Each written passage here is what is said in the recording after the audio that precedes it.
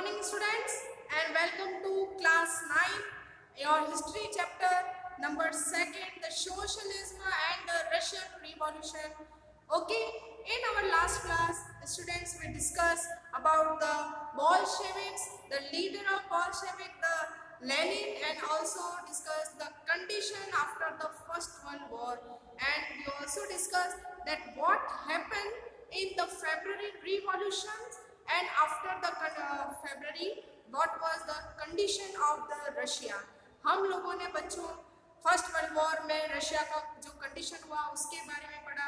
इसी के साथ में रशिया के एक बहुत ही फेमस लीडर जिनका नाम था लेनिन, उसके बारे में पढ़ा, जो कि बोल्शेविक लीडर था। बोल्शेविक जो पार्टी थी उसका लीडर था लेनिन। ठीक है, लेनिन स्टार्टिंग से ही फर्स्ट वर्ल्ड वॉर को अपोज कर रहा था और लेनिन ने ये भी डिमांड रखी थी कि रशिया को फर्स्ट वर्ल्ड वॉर से अलग हो जाना चाहिए। लेकिन मोनार्च जिसका नाम जार निकोलस सेकंड था, वो रशिया को फर्स्ट वर्ल्ड वॉर से अलग नहीं कर पाया और जिसका रिजल्ट हमने देखा कि फूड स्कैरसिटी, अनाज की कमी हो गई, प्रॉपर्टी का नुकसान रशिया को झेलना पड़ा। 7 मिलियन लोग जो हैं रशिया के वो इस वॉर के अंदर मारे गए और इस तरह से रशिया की इकोनॉमिकल सोशल कंडीशन बहुत खराब हो गई। एंड इसी के साथ हमने विंटर पैलेस, विंटर सीजन के बारे में पढ़ा। हमने देखा कि बच्चों पेट्रोग्राड जो रशिया की कैपिटल सिटी थी, जिसमें बीच में से एक रिवर बहती थी, नेवा रिवर, और किस तरह से पेट्रोग्राड पूरी सिटी जो है वो अलग अलग हिस्सों में बढ़ गई और सिटी को देखते ही पता चलता था कि कौन सा एरिया वर्कर्स का है और कौन सा रॉयल एरिया है, जहाँ पर जो है गवर्नमेंट के ऑफिस थे, फैशनेबल हाउसेस थे, बड़े बड़े जो नोबल्स, रॉयल फैमिली के लोग, बड़े बड़े लीडर्स, वो सब नेवा जो रिवर थी उसके राइट साइड में रहते थे, लेफ्ट साइड में रहते थे, और जो वर्कर्स थे और जो बड़ी बड़ी फैक्ट्रीज थी वो सारी नेवा रिवर के राइट साइड में थी। तो इस तरह से शहर जो है वो बट चुका था। और जब विंटर सीजन आया तो इसमें हार्वेस्ट जो थे डिस्ट्रॉय हो गए, अनाज की कमी हो गई, बहुत तेज ठंड थी और इसी के कारण वर्कर्स की कंडीशन सबसे ज़्यादा खराब हुई रशिया के अंदर, और जिसके कारण वर्कर्स जो थे वो नेवा रिवर के लेफ्ट साइड में चले गए, मतलब जहाँ पर फैशनेबल हाउसेस, बड़े बड़े घर थे उस तरफ चले गए और पेट्रोग्राड में विंटर पैलेस पहुंच गए सारे के सारे वर्कर्स। और उन्होंने किस तरह से रिवॉल्यूशन किया, गवर्नमेंट को अपोज करना शुरू किया, सारे लोग जो थे वो सड़कों पे उतर आए। और हमने ये भी पढ़ा कि जो 23 फरवरी था उसको इंटरनेशनल वुमेन्स डे के नाम पे सेलिब्रेट किया गया। और इसी के साथ हमने लेनिन की 3 डिमांड्स के बारे में भी पढ़ा जो अप्रैल थीसिस के नाम से जानी गई। आज हम लोग बात करेंगे अक्टूबर रिवॉल्यूशन के बारे में। फेब्रुअरी रिवॉल्यूशन कंप्लीट हो चुका है और अब हम लोग पढ़ रहे हैं कि रशिया की 1917 अक्टूबर में क्या कंडीशन थी। अक्टूबर में भी यहाँ पर कई सारे रिवॉल्यूशन हुए, वो सारा हम लोग पढ़ेंगे। तो बच्चों ये जो आप टॉपिक पढ़ रहे हैं उसमें आपको दो चीजें ध्यान रखनी है। एक तो आपको लेनिन जो कि बोल्शेविक लीडर था उसको आपको ध्यान रखना है, क्योंकि लगभग अब जो हम पढ़ेंगे वो बोल्शेविक पार्टी के बारे में ही हम लोग पढ़ने वाले हैं। और दूसरा है जो लेनिन को हेल्प कर रहे थे वो जो थे उनका नाम था सोशलिस्ट रिवॉल्यूशनरी पार्टी के लीडर ट्राटस्की। ठीक है, तो इसी के साथ बच्चों कल हमने पढ़ा था कि रशिया के अंदर एक प्रोविजनल गवर्नमेंट बनी थी, टेम्पररी गवर्नमेंट बनी थी। ठीक है, इस प्रोविजनल गवर्नमेंट के अंदर ज्यादातर जो लीडर्स थे सारे के सारे लीडर्स या तो नोबल फैमिली से थे, अमीर लोग थे, या किसी इंडस्ट्री के मालिक थे, लैंड ओनर्स थे। ठीक है, और आर्मी के बड़े बड़े ऑफिशियल्स उस गवर्नमेंट के लीडर रहे।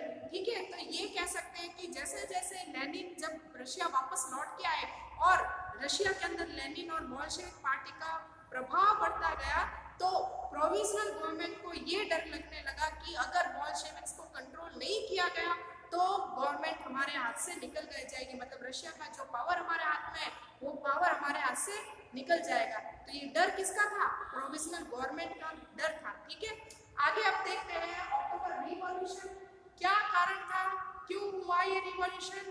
तो देखिए, इन सितंबर बोल्शेविक्स की army, Soviet and factories were brought together. Lenin के प्रयासों से, लेनिन की कोशिश से बोल्शेविक पार्टी पार्टी के सारे लोग जो बोल्शेविक आइडियोलॉजी में बिलीव करते थे, मतलब बोल्शेविक सपोर्टर जो थे, वो साथ में बोल्शेविक्स को सपोर्ट किया रशिया की आर्मी ने, मतलब वे लोग जो आर्मी में थे लेकिन बोल्शेविक्स के सपोर्टर थे।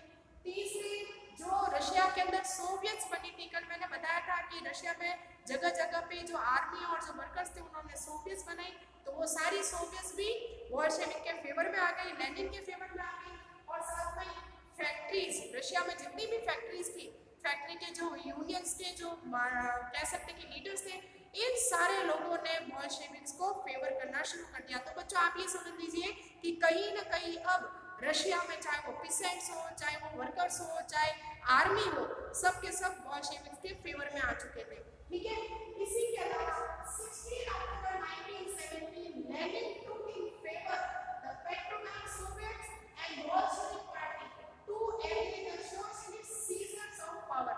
16 अक्टूबर 1917 की बात है बच्चों। लेनिन ने अपनी कोशिश से एक तो पेट्रोग्राड सोवियत की पार्टी जो थी, वो आपको याद हो तो कल ही हमने पढ़ा था कि वर्कर्स और मिलिट्री के लोग, आर्मी जो थी, उन्होंने मिलकर पेट्रोग्राड के अंदर एक कई सारी सोवियत बनाई थी जिनको पेट्रोग्राड सोवियत के नाम से जाना गया।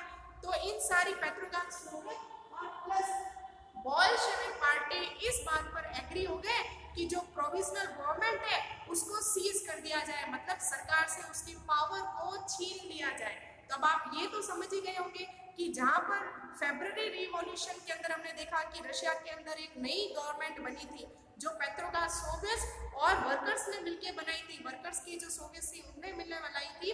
ठीक है, अब धीरे धीरे बोल्शेविक जो है रशिया पर अपना कंट्रोल करेंगे और ये जो प्रोविजनल गवर्नमेंट थी इसको यहाँ से हटा देंगे। तो कहने का मतलब जो पावर, रशिया का जो पावर प्रोविजनल गवर्नमेंट के हाथ में था, अब वो कहाँ चला जाएगा? बोल्शेविक्स के हाथ में, या सिंपल सा कहते हैं लेनिन के हाथ में।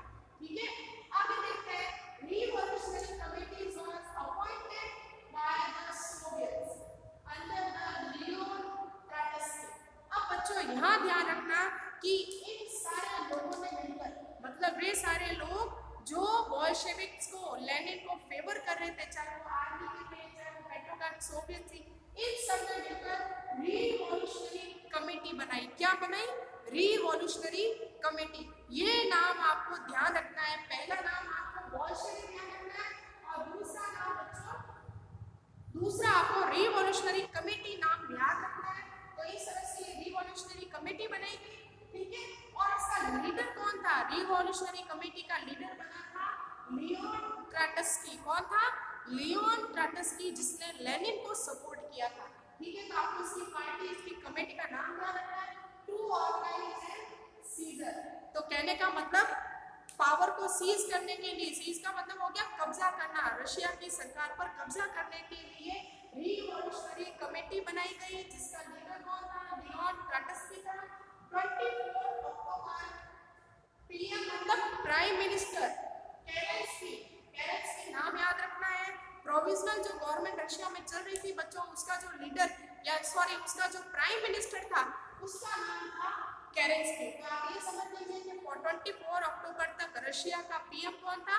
केरेंस्की, जो कि बोल्शेविक्स और ट्रोट्स्की की इस रिवॉल्यूशनरी कमेटी के अगेंस्ट में था। ये चाहता था कि बोल्शेविक्स की जो पावर है उसको खत्म कर दिया जाए।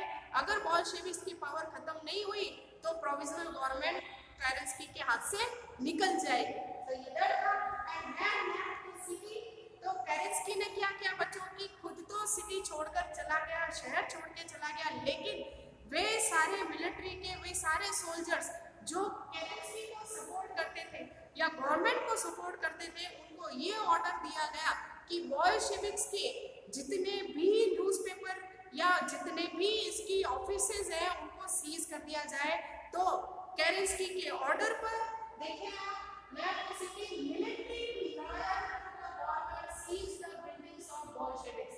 तो केरेंस्की को सपोर्ट करने वाली मिलिट्री जो थी, उस मिलिट्री ने बोल्शेविक्स के ऑफिसेज पर कब्जा कर लिया, कंट्रोल कर लिया। ठीक है, military revolutionary committee order to seize government offices and arrest the ministers. Ship Aurora, ये ध्यान रखिएगा। Ship Aurora shelled the Winter Palace at City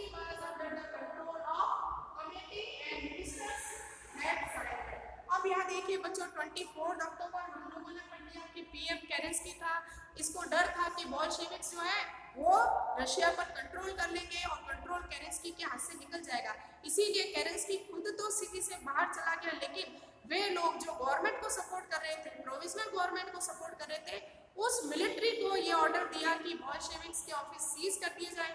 लेकिन बदले में बोल्शेविक्स के सपोर्ट में जो रिवॉल्यूशनरी कमेटी थी, इसने भी अपनी आर्मी को ये ऑर्डर दे दिया कि गवर्नमेंट के जितने भी ऑफिस है उसको सीज कर दिया जाए, कब्जा कर लिया जाए, और साथ में ही गवर्नमेंट के जितने भी मिनिस्टर्स हैं उनको अरेस्ट कर लिया जाए। तो देख सकते हैं कि जहाँ पर दोनों ही पार्टियां आपस में लड़ रही है, ठीक है।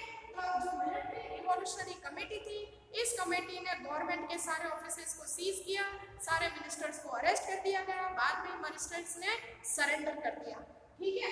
अब इसके बाद Bolshevik control the Moscow and Petrograd area, और एक ही दिन में मतलब 24 अक्टूबर की रात तक मॉस्को और पेट्रोग्राड पर बोल्शेविक्स का पूरा कंट्रोल हो गया। तो बच्चों आप इस तरह से देख रहे हैं कि किस तरह से प्रोविजनल गवर्नमेंट की भी पावर, मतलब एक ऐसी मिलिट्री जो बोल्शेविक्स के हाथ में, इन लोगों ने मिलकर सरकार को ही हटा दिया, मिनिस्टर्स को अरेस्ट कर दिया, जो गवर्नमेंट के ऑफिस थे उन पर उनको सीज कर लिया, ठीक है। अब हम देखते हैं व्हाट चेंजेस आफ्टर अक्टूबर। अब यहाँ ध्यान रखिएगा बच्चों कि प्रोविजनल गवर्नमेंट खत्म हो चुकी है, क्योंकि बोल्शेविक जो थे, लेनिन की जिसका लीडर था, बोल्शेविक्स ने किससे कंट्रोल कर लिया, मॉस्को और पेट्रोग्राड। और पेट्रोग्राड क्या है, रशिया की कैपिटल सिटी थी उस समय, ठीक है। तो पेट्रोग्राड पर बोल्शेविक्स का कंट्रोल हो गया, और इस तरह से यहाँ पर हम लोग देख रहे हैं कि जो प्रोविजनल गवर्नमेंट थी वो हट गई, और उसकी जगह पर बोल्शेविक जो थे उन्होंने नई सरकार बना ली। अब देखते हैं चेंज क्या क्या है जब बोल्शेविक्स के हाथ में पावर आ गया, रशिया का कंट्रोल बोल्शेविक्स के हाथ में आ गया, तब क्या चेंजेस आए। तो देखिए बोल्शेविक अपना प्राइवेट प्रॉपर्टी। अब यहाँ पर आप ध्यान दीजिएगा बच्चों, ये आपका एक बहुत ही इंपॉर्टेंट क्वेश्चन बन जाता है कि क्या क्या चेंजेस बोल्शेविक्स के पावर में आने के बाद बने थे, या ये कह दीजिए कि लेनिन ने कौन कौन से चेंज किए रशिया के अंदर। तो पहला चेंज ध्यान रखना, बोल्शेविक्स प्राइवेट प्रॉपर्टी के अगेंस्ट में थे। Second, industries and bank were nationalised in November 1917। 1917 के अंदर रशिया की जितनी भी इंडस्ट्रीज थी, जितने भी बैंक थे, जो भी सब प्राइवेट थे, उनको नेशनलाइज कर दिया गया। अब नेशनलाइज का मतलब क्या, एक ऐसी इंडस्ट्री या ऐसे बैंक जिनके ऊपर सरकार का, गवर्नमेंट का कंट्रोल हो जाता है, तो उसे नेशनलाइजेशन कहते हैं। तो सारे प्राइवेट बैंक, प्राइवेट इंडस्ट्रीज जिनके कुछ लोग मालिक हुआ करते थे, उसके ऊपर भी किसका कंट्रोल हो गया, गवर्नमेंट का कंट्रोल हो गया, ठीक है। आगे देखते हैं land was declared social property. और ध्यान रखना सबसे इम्पोर्टेंट बात, जहाँ पर लोगों की खुद की प्राइवेट लैंड होती थी, मतलब जो लोग जमीन के मालिक हुआ करते थे, उनसे उनकी प्राइवेट प्रॉपर्टी छीन ली गई, और जितनी भी जमीन थी रशिया की वो सोशल प्रॉपर्टी बन गई। अब आप इसको कैसे समझेंगे बच्चों, सोच लीजिए आपका खुद का घर, जिसके मालिक आपके पापा मम्मी या आप हो सकते हैं, आपकी जमीन, ठीक है, आपका पैसा जो आपका खुद का प्राइवेट है, आपकी खुद की जमीन है, आपका खुद का घर है, लेकिन अगर सरकार उस पर कंट्रोल कर ले तो क्या होगा, तो आपकी खुद की जो जमीन थी, आपका जो खुद का घर है, वो किसकी हो गई, वो सोशल प्रॉपर्टी बन गई। अब सोशल प्रॉपर्टी बन गई, इसका मतलब क्या कि कोई भी उस पर अपना अधिकार रख सकता, मतलब सारे समाज की प्रॉपर्टी बन गई वो। तो इस तरह से रशिया की जितनी भी जमीन थी वो सोशल प्रॉपर्टी बन गई, मतलब अब उस पर समाज का हक होगा। अब समाज का कैसे, आपने पार्क देखा होगा बच्चों, आपने कह सकते हैं कि बड़े बड़े मॉन्यूमेंट्स या जो इमारतें हम देखने जाते हैं, जैसे रेड फोर्ट देख लीजिए, जैसे गवर्नमेंट हॉस्पिटल्स देख लीजिए, गवर्नमेंट स्कूल्स देख लीजिए। गवर्नमेंट हॉस्पिटल में हर कोई आ जा सकता है ना, क्योंकि वहाँ पर अमीर गरीब बड़ा छोटा कोई नहीं होता, वहाँ पर सबको इक्वल इलाज मिलता है। पार्क देख लीजिए, पार्क में आप किसी को आने जाने से रोक नहीं सकते, तो ये क्या है, सोशल प्रॉपर्टी तो है। तो इस तरह से रशिया के अंदर जो जमीन थी वो सोशल प्रॉपर्टी बन गई। Peasants were allowed to seize the land of nobility, और पीसेंट किसान जो थे उनको ये आज़ादी दे दी गई कि जितने भी नोबल्स हैं उनकी जमीन को वे कब्जा कर लें, मतलब बड़े बड़े अमीर लोगों के पास जो बहुत बड़ी एकर्स की जो जमीन होती थी, उस जमीन पर किसका कब्जा हो गया, किसका कंट्रोल हो गया, पीसेंट्स का कंट्रोल हो गया, ठीक है। और इसके साथ में पार्टीशन ऑफ लार्ज हाउसेस। अब जरा सोचिए कि सोशलिज्म रशिया में इस कदर फैला कि लोगों के जो बड़े बड़े घर थे उनका भी पार्टीशन कर दिया जाए। अब जरा बच्चों इमेजिन करना आप कि आपके पास एक बहुत बड़ा घर है, ठीक है, और आप घर में रहने वाले ओनली 4 लोग हैं, ठीक है, 4 मेंबर्स हैं जो इस घर में रह रहे हैं। अब अगर मान लीजिए गवर्नमेंट उस आपके इतने बड़े घर को अगर प्राइवेट से सोशल प्रॉपर्टी बना दे तो क्या होगा? तो ये होगा कि सड़क पर रहने वाले झुग्गी झोपड़ियों में रहने वाले लोग आपके घर पर अपना कंट्रोल कर लेंगे और अपनी जरूरत के अकॉर्डिंग उस घर को 2 टुकड़े 4 टुकड़ों में अपना अपना हिस्सा बना लेंगे। तो यही कंडीशन यहाँ पर हुई थी कि जो बड़े बड़े घर थे उनका पार्टीशन कर दिया गया और जो गरीब लोग थे जिनके पास रहने के लिए घर नहीं था उन लोगों ने उस घर को अपनी फैमिली की जरूरत के अकॉर्डिंग पार्ट में डिवाइड कर लिया। तो सोचिए जरा कि अगर आपकी जमीन आपका घर लोगों के हाथ में चला जाए तो क्या होगा? तो कुछ ऐसी कंडीशन यहाँ थी। New uniform was design for army, और जैसे ही बोल्शेविक्स गवर्नमेंट में आए उन्होंने आर्मी के लिए एक नई यूनिफॉर्म डिजाइन करवाई और साथ ही Bolshevik party rename Russian Communist party. और ये तो मैं कल भी बता चुकी हूँ कि जब लेनिन वापस लौट कर रशिया आए थे तो इन्होंने बोल्शेविक पार्टी का नाम चेंज कर दिया और अब बोल्शेविक पार्टी का क्या नाम हो गया है? Russian Communist party. तो बोल्शेविक पार्टी का नाम रशियन कम्युनिस्ट पार्टी रख दिया गया, ठीक है। नवंबर 1970 the Bolshevik conduct the election to the Constituent Assembly but couldn't gain support। अब देखिए 1970 नवंबर के अंदर बोल्शेविक्स ने रशिया के अंदर कॉन्स्टिट्यूएंट असेंबली बनाने के लिए इलेक्शन कराए, लेकिन इस इलेक्शन के अंदर बोल्शेविक्स को कह सकते हैं कि मेजोरिटी के वोट नहीं मिले, मतलब यहाँ पर इनको जितने वोट चाहिए थे उतनी सीट मिली नहीं।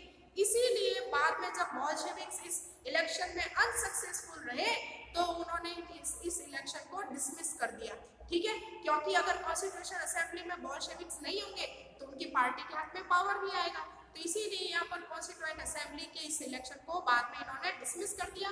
और देखिए जनवरी 1980 the assembly rejected Bolsheviks measure, और जनवरी 18 के अंदर जो असेंबली थी, ठीक है, कॉन्स्टिट्यूएंट असेंबली जो बनी थी जिसमें बोल्शेविक्स कम थे, इन्होंने बोल्शेविक्स के जो मेजर्स थे जो सुधार यहाँ पर किए थे बोल्शेविक्स ने उसको कैंसिल कर दिया। अब देखते हैं जब असेंबली ने बोल्शेविक्स के मेजर्स को या जो काम बोल्शेविक ने किए थे उसको खत्म कर दिया तो क्या हुआ? March 1918 Bolshevik made peace with the Germany and with the Brest Litovsk. अब देखिए बोल्शेविक्स के पास में पावर की जरूरत थी और ज्यादा सपोर्ट चाहिए था बोल्शेविक्स पार्टी को, इसीलिए बच्चों आप देखिए कि ये जो बोल्शेविक्स है ना, इन्होंने मार्च 18 के अंदर जर्मनी के साथ में ट्रीटी कर ली, मतलब जर्मनी के साथ में इन्होंने पीस जो थी शांति की संधि मतलब ट्रीटी की, उस ट्रीटी को ब्रेस्ट लिटोवस्क ट्रीटी के नाम से जाना जाता है। ये बन गया फिर इम्पोर्टेंट क्वेश्चन क्या बनेगा कि बोल्शेविक्स और जर्मनी के बीच में कौन सी ट्रीटी हुई थी? तो ब्रेस्ट लिटोवस्क की ट्रीटी, जिसमें जर्मनी और रशिया के बीच में जो नफरत थी, जो लड़ाई थी, उसको हमेशा के लिए खत्म कर दिया गया। आपको याद होगा बच्चों जब मैंने पढ़ाया था फर्स्ट वर्ल्ड वॉर में रशिया का पार्टिसिपेशन क्या रहा, तो मैंने ये भी क्लियर किया था कि फर्स्ट वर्ल्ड वॉर में रशिया जर्मनी और ऑस्ट्रिया के अगेंस्ट में लड़ रहा था। तो यहाँ पर रशिया के लोग जर्मनी से नफरत करते थे, लेकिन बाद में रशिया के जो लेनिन था उसने जर्मनी का सपोर्ट पाने के लिए जर्मनी के साथ में एक पीसफुल ट्रीटी कर ली, शांति बनाए रखने की ट्रीटी कर ली, और इसी ट्रीटी को ब्रेस्ट लिटोवस्क ट्रीटी के नाम से जाना जाता है। तो अब आप ये समझ गए होंगे कि वो रशिया जो जर्मनी के साथ में फर्स्ट वर्ल्ड वॉर में लड़ा था, अब जर्मनी उसका क्या बन गया है? फ्रेंड बन गया है, ठीक है। आगे देखते हैं। The Bolsheviks become only party to participate in election to all Russian Congress of Soviets। अब ध्यान दीजिएगा बच्चों, रशिया के अंदर वापस इलेक्शन करवाए जाते हैं। इलेक्शन जिस तरह से आपको बच्चों पता है कि हमारे कंट्री के अंदर पार्लियामेंट कहा जाता है जहाँ पर जो कि पूरी गवर्नमेंट को चलाती है, उसी तरह से रशिया के अंदर और Russian Congress Congress of Soviet, ये सबसे बड़ा कह सकते हैं कि लीडिंग ऑर्गन था गवर्नमेंट का। अब यहाँ पर all Russia Congress of Soviet का मेंबर बनने के लिए पूरी रशिया में सिर्फ एक ही पार्टी बची थी, वो थी बोल्शेविक पार्टी। इसके अलावा रशिया के अंदर छोटी बड़ी जितनी भी पार्टीज थी उनका वजूद ही लेनिन ने खत्म कर दिया था। तो जब रशिया के अंदर इलेक्शन हुए तो उस इलेक्शन में पार्टिसिपेट करने वाली इकलौती पार्टी ही थी। अब आप कैसे समझ सकते हैं, इसके लिए बच्चों आप एक एग्जांपल लीजिए। मान लीजिए हमारी कंट्री में आपको पता है बच्चों कि 7 नेशनल पार्टीज है और उसके अलावा कई 100 से भी ज्यादा रीजनल पार्टीज है। अब मान लीजिए आपको पता है कि कांग्रेस और बीजेपी सबसे स्ट्रांग पार्टी है इंडिया की। अब इलेक्शन हो और आपको पता चले कि इंडिया में इलेक्शन लड़ने वाली सिर्फ एक ही पार्टी बची है, या तो वो बीजेपी हो सकती है या फिर कांग्रेस भी हो सकती है। मान लीजिए कि पूरे इंडिया में इलेक्शन होने वाले हैं और इलेक्शन में खड़े होने वाली पार्टी ओनली बीजेपी बची है और कोई कांग्रेस को भूल जाइए एक बार, तो आपके पास क्या चॉइस रहेगी? आप कौन सी पार्टी को वोट देंगे? आपके पास तो चॉइस ही खत्म हो जाएगी। आपके पास एक ही चॉइस रहेगी कि आपको चाहे किसी को भी वोट देना है, लेकिन किसी भी नेता को वोट देंगे लेकिन वो वोट बीजेपी को ही मिलना है, क्योंकि पूरी कंट्री में एक ही पार्टी है जो इलेक्शन में खड़ी हो रही है। तो कुछ ऐसी कंडीशन बोल्शेविक्स की हो गई थी रशिया में। पूरी रशिया में जब all Russian Congress of Soviet के लिए इलेक्शन हुए तो वहां पर बोल्शेविक पार्टी ही थी जिसको पूरी रशिया ने वोट दिया और इस तरह से बाद में नई सरकार बनी, नई गवर्नमेंट बनी। तो आप समझ सकते हैं Russia become one party country और इस तरह से रशिया वन पार्टी कंट्री बन गया। मतलब रशिया में एक ही पॉलिटिकल पार्टी बची जिसका नाम था बोल्शेविक पार्टी। ठीक है, इसके अलावा देखें ट्रेड यूनियन पर कैप्ट अंडर द कंट्रोल।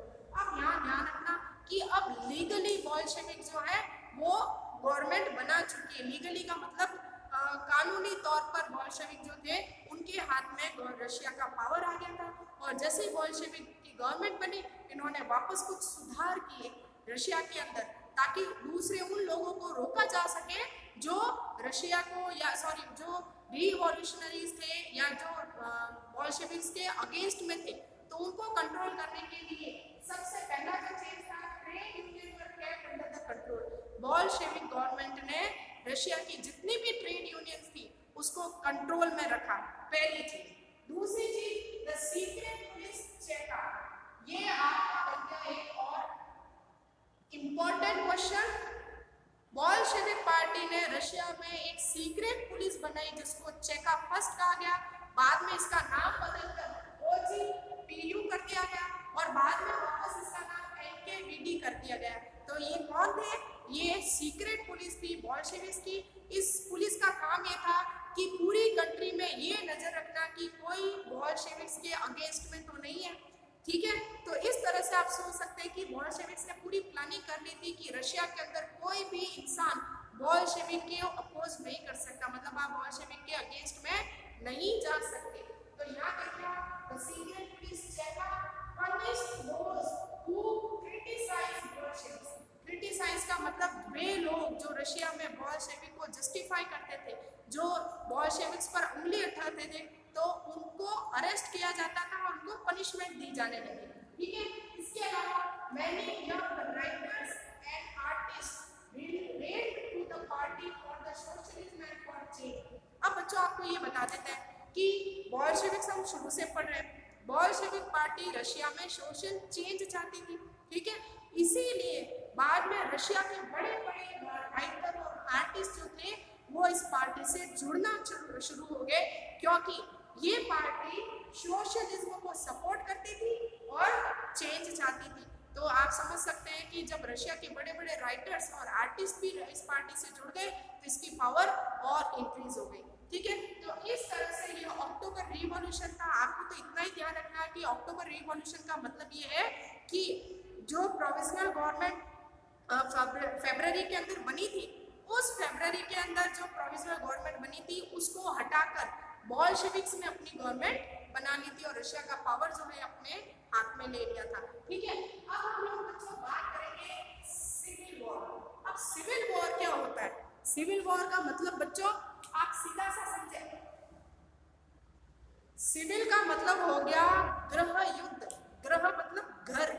अब सिंपल सी बात है, हम सब सारे मेंबर्स हमारे घर में रहते हैं, तो आपने कई बार देखा होगा कि घर का माहौल खराब हो जाता है, कई बार लड़ाई हो जाती है, झगड़ा हो जाता है, हम लोग आपस में बात करना बंद कर देते हैं। तो यही तो सिविल वॉर है, जब देश के अंदर ही लोग लड़ना शुरू कर देते हैं तो उसे क्या कहते हैं, सिविल वॉर। तो अब आप समझ जाए कि रशिया के अंदर बोल्शेविक पार्टी तो बन गई, लेकिन अभी भी कई सारे लोग बोल्शेविक्स के अगेंस्ट में थे, जिसके कारण रशिया के अंदर ही, देश के अंदर ही लोग लड़ना शुरू हो गए थे।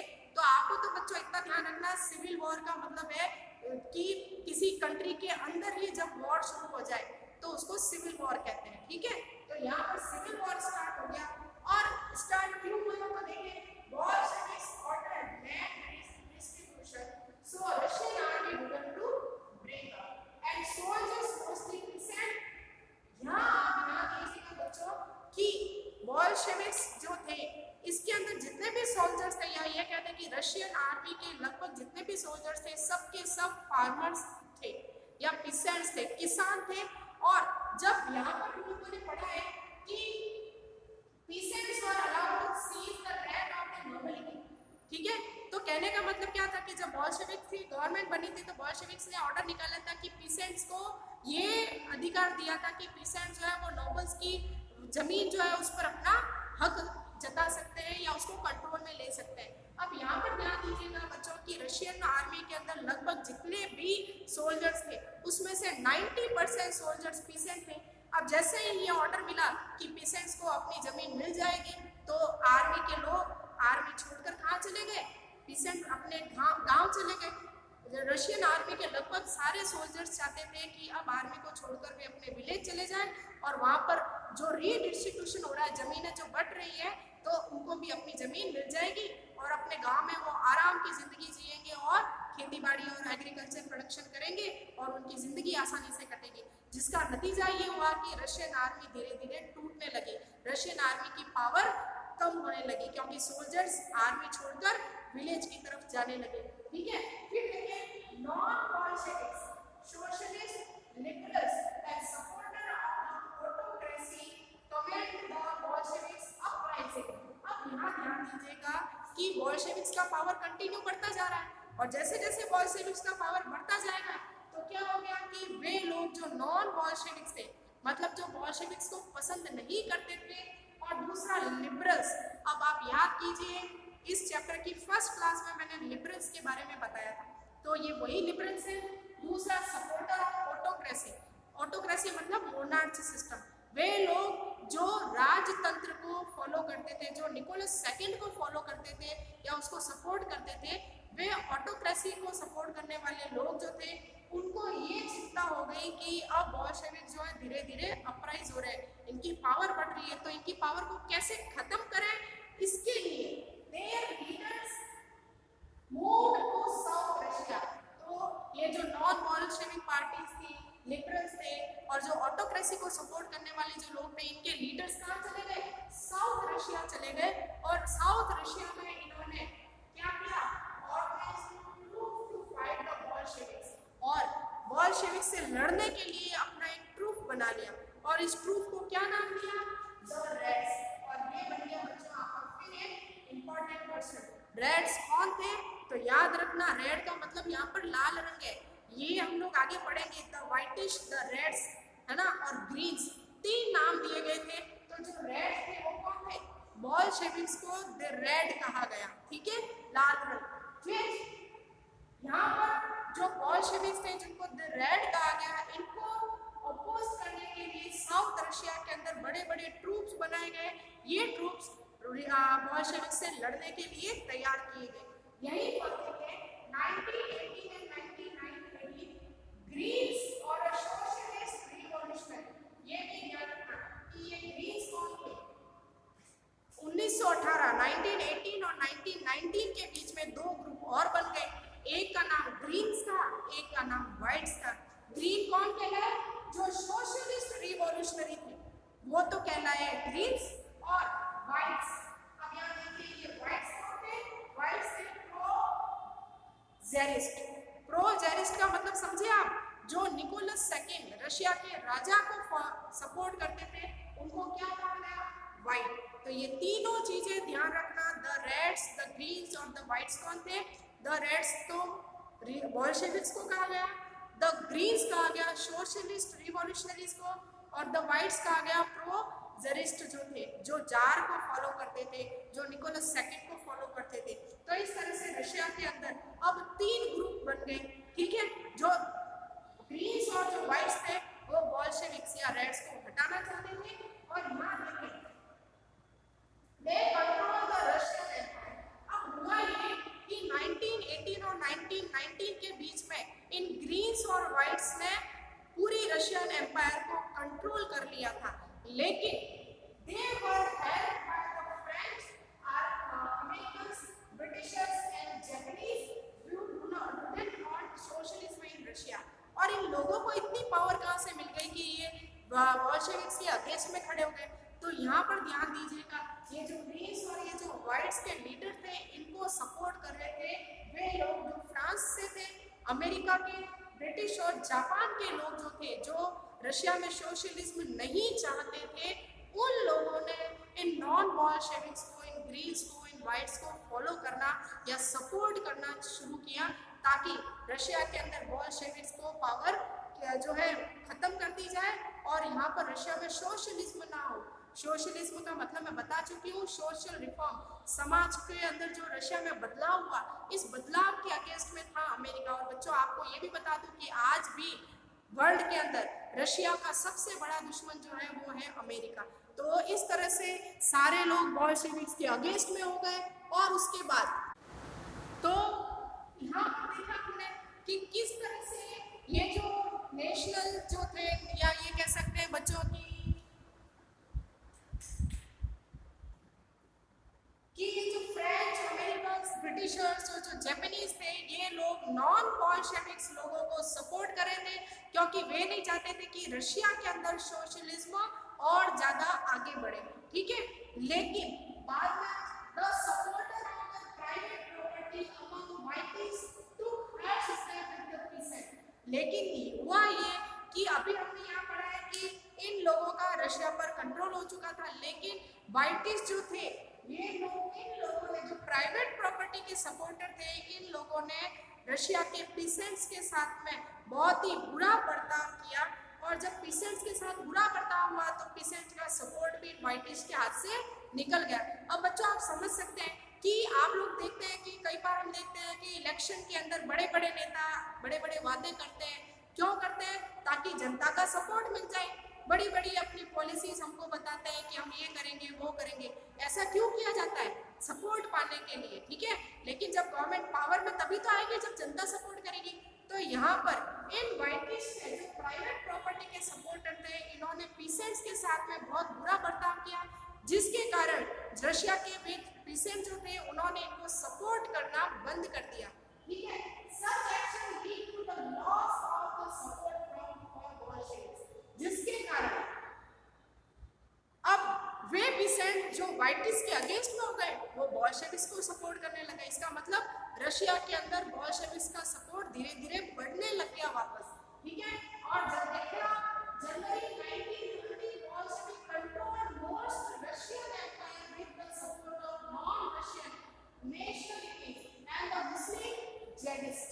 तो इस तरह से 1920 तक आते आते बोल्शेविक्स को बहुत सारा सपोर्ट मिल गया, और सबसे ज्यादा सपोर्ट मिला था नॉन रशियन नेशनलिटीज, मतलब वे लोग जो रशिया के नहीं थे लेकिन रशिया में रह रहे थे। अब रशिया के नहीं मतलब बाहर के देशों के थे, और इन्होंने रशिया में रहना स्टार्ट कर दिया था। इन लोगों ने बोल्शेविक्स को सपोर्ट किया। दूसरे थे जेडिस्ट मुस्लिम, ठीक है। इन मुस्लिम्स और नॉन रशियन लोगों ने बोल्शेविक्स को सपोर्ट किया, जिसके कारण रशिया पर वापस ब्रिटिश जो रशियंस थे उनका कंट्रोल हो गया। तो यहाँ देखें, non Russian nationalities were given political autonomy in the Soviet Union USSR in 1922। और इस तरह से ये जो नॉन नेशनलिटीज थी, मतलब रशिया के जो लोग रशिया में रह रहे थे लेकिन प्रोबेबली वो रशिया के नहीं थे, इन नॉन रशियन नेशनलिटीज को पॉलिटिकल ऑटोनॉमी दे दी गई, मतलब कुछ राजनीतिक अधिकार इन लोगों को दे दिए गए, जिसके कारण सोवियत यूनियन 1922 के ये पॉलिटिकल पावर से जुड़ गए। तो बच्चों आज की क्लास में हम लोगों ने जाना है फेब्रुअरी रिवॉल्यूशन के बाद में जो ये अक्टूबर रिवॉल्यूशन हुआ था, किस तरह से बोल्शेविक्स ने अपनी गवर्नमेंट बनाई, किस तरह से लेनिन पावर में आया। बोल्शेविक्स को अपोज करने वाले कई सारे लोग थे लेकिन वे कामयाब नहीं हो पाए। कल आगे और कुछ जानेंगे हम लोग रशियन रिवॉल्यूशन के बारे में और किस तरह से बाद में रशिया ने अपने आप को सोशलिज्म में, अगर आप देखें तो पूरी वर्ल्ड में सबसे बड़ी लीडिंग कंट्री है रशिया। तो और भी सारी बातें जानेंगे लेकिन कल की क्लास के अंदर। तब तक के लिए thank you and good bye.